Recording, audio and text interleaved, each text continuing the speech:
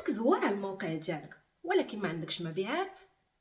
المشكل ماشي هو المنتوج ديالك، المشكل هو نسبة التحويل لو سي ار او. واليوم غادي نوريك كيفاش ترفع نسبة التحويل ديالك.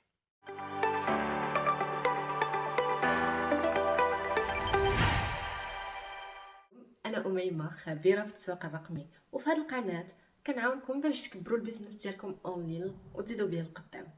اليوم غادي ندويو على واحد الموضوع مهم اللي ما كيدويوش عليه بزاف ديال الناس، اللي هو لو سي ار او. ما تنساش دير ابوني وتفعل الجرس باش ما تفلت حتى حاجه.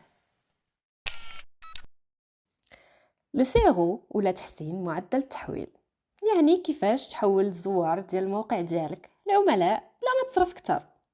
مثلا عندك 10,000 زياره ومعدل التحويل ديالك طلع من 1% ل 3%، راك ضربتي المبيعات في 3 بلا ما تزير الميزانيه ديالك.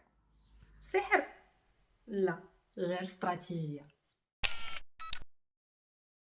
الاعلانات ولات غاليه بزاف، والموقع اللي ما كيحولش ايقال خساره. السيرو هو اللي كيحول لك الترافيك الارباح. حتى تغيير بسيط في العنوان ولا في اللون يقدر يضاعف المبيعات ديالك. واحد، تجربة المستخدم. الموقع ديالك خفيف، كيبان مزيان في التليفون، الزائر كيعرف شنو يدير في 3 ثواني. نعطيك نصيحة، خلي واحد ما عارفش الموقع ديالك يجربه ويشوف. جوج، الكتابة المقنعة. كتهضر مباشرة مع الزبون ديالك، كتوضح ليه الفائدة. البساطة والوضوح كيغلبوا على الجمال اللي بلا معنى. 3، اختبار.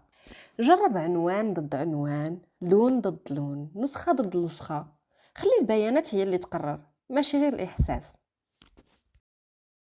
كتصرف على الترافيك ولكن بلا فايده.